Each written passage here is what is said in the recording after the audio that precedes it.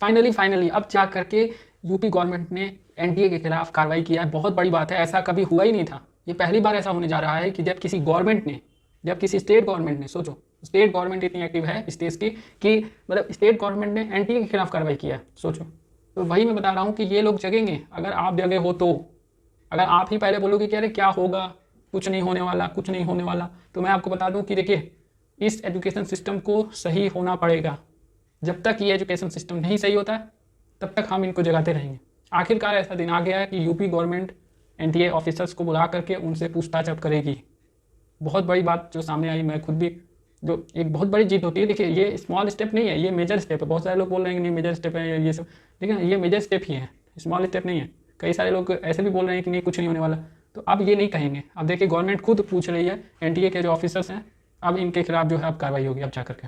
पहले तो एनटीए जो शुरुआत से बता दिया कि नहीं कुछ नहीं हुआ है, एग्जाम एकदम फेयर हुए हैं, कोई प्रॉब्लम नहीं है, सब कुछ ठीक है उनके मुताबिक। फिर उसके बाद क्योंकि जो ये नोटिस रिलीज़ किया गया था एनटीए की तरफ से वो 5 मई को रिलीज़ किया गया था, 5 मई को।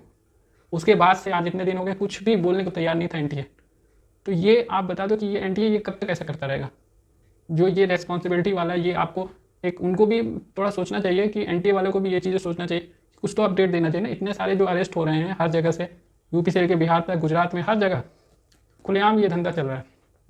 तो इसमें जो कोचिंग वाले भी हैं उनको क्या मतलब है, वो तो अभी बैच अनाउंस कर रहे हैं कि नहीं मतलब अब ये इसके लिए तैयारी होगा, कटाव बता रहे हैं। बताओ आप लोग भी तो ऐसे खड़े हो सकते हो ना, आप जब सामने देख रहे हो, सामने फेस टू फेस इतने सारे अरेस्ट हो रहे हैं, इतने सारे सॉल्वर्स पकड़े गए हैं, कहाँ कहाँ सॉल्वर्स बैठाए गए थे, वो तो सामने आ गए क्योंकि आजकल का डिजिटल इंडिया है। फिर तब जो सामने आ रही है बातें, और ऐसे कितने होंगे जो अभी पकड़े नहीं गए होंगे, जो सॉल्वर्स वहाँ एग्जाम देने गए होंगे और वो एग्जाम दे करके भी आए होंगे, सोचो। तो आप क्या करना है, मतलब आप ये सोचो कि क्या कर सकते हो आप।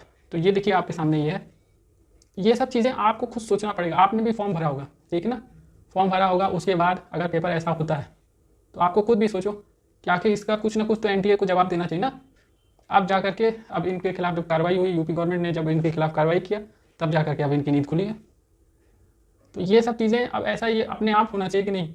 आखिरकार अब जा करके समझ में आ रहा है, जब आप चुपचाप हो तो इसका मतलब आप भी इसमें इन्वॉल्व हो। जब आपको गवर्नमेंट कुछ बोलेगी, जब इधर से जब प्रेशर बनाया जाएगा, तब जा करके आप एक्टिव होगे, तब री एग्ज़ाम होगा, तब उसके बाद एक्शन लिया जाएगा। ये बहुत बड़ी जीत है उन लोगों के लिए जो लोग अभी तक सोच रहे थे, मान के भी चल रहे थे, कई बच्चे भी, कई गार्जियन भी। और कोचिंग वालों से तो कोई उम्मीद नहीं, ठीक है ना, कोचिंग वालों से कोई उम्मीद नहीं है, वो पहले ही मान चुके हैं कि हमसे कोई लेना देना नहीं। तो जो ये लोग पहले ही मान चुके हैं, तो आप ये सोचो, खुद सोचो कि क्या ये देश का ये हाल है, ठीक है ना। तो आपको पहले बता दिया जाता है कि अरे नहीं कुछ नहीं होने वाला है, जो पेपर हो गया हो गया। तो आप यही सोचो कि क्यों आप फिर तैयारी क्यों कर रहे हो।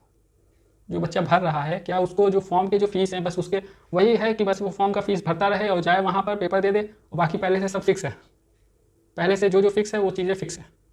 यही सब चीज़ें कब तक चलता रहेगा। जब गवर्नमेंट इन्वॉल्व होगा, हाई कोर्ट इन्वॉल्व होगा, सुप्रीम कोर्ट इन्वॉल्व होगा, तब जा करके कुछ कार्रवाई होगी। जब हर जगह से प्रेशर बनेगा तब कार्रवाई होगी, पहले नहीं। 5 मई को और फिर उसके बाद फिर 6 मई को, 7 मई को कुछ भी नहीं, कोई अपडेट नहीं, कुछ नहीं। हर जगह बोला जा रहा है, हर जगह बताया जा रहा है, कोई कार्रवाई नहीं। तो ये सब चीज़ें हैं, और ये सब चीज़ें जब तक, देखिए कोई भी, आपको मैं बता दूं कि ये डॉक्टर पैनल जब तक मदद नहीं करेगा तब तक कुछ नहीं हो सकता। मैं आपको बता दूं इसमें भी ऐसे ही हुआ। तो जो जिसका, जैसे कि कोई एजुकेशन सिस्टम है तो वहाँ पर प्रिंसिपल का काम रहता है, लेक्चरर का काम रहता है, प्रोफेसर का काम रहता है। तो जो इसमें जो नीट में जब तक डॉक्टर आगे नहीं आएंगे, फ्यूचर डॉक्टर का मदद नहीं करेंगे, तब तक कुछ नहीं होने वाला।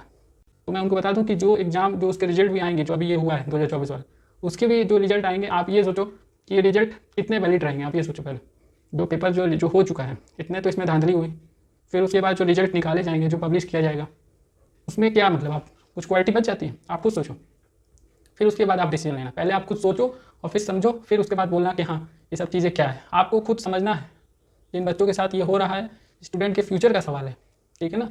आप ये सोचो कि अभी जो पेपर जो लिया जाएगा और उसके बाद तब जा करके जो रिजल्ट पब्लिश होगा, उसमें अच्छा है कि जो पहले से जो लिया गया है उसके जो रिजल्ट होंगे उसमें अच्छा है। आप पहले बताओ। तो री एग्जामिनेशन होना इसीलिए बहुत ज़रूरी है, ठीक है ना। बाकी इसमें जो है गवर्नमेंट भी अब कूद पड़ी है, ठीक है ना। गवर्नमेंट ने भी एनटीए को सबक सिखाने का पूरा अच्छा खासा उन्होंने ठान लिया है। ये बहुत बड़ा मेजर स्टेप है, ये छोटा मोटा स्टेप नहीं है। एनटीए को बुला करके पूछताछ कराना बहुत बड़ी बात है, ऐसा पहले कभी नहीं हुआ था, ये पहली बार हो रहा है। ये सब पहली बार हो रहा है, इससे पहले कभी नहीं हुआ है। तो आप लोग सपोर्ट करिए, बजाय इसके कि आप लोग उसको डीमोटिवेट करें। किसी को डीमोटिवेट करना बहुत आसान है, ठीक है ना। सपोर्ट करिए ताकि ये सब चीज़ें बंद हो सके, इसका फाइनल रिजल्ट आना चाहिए।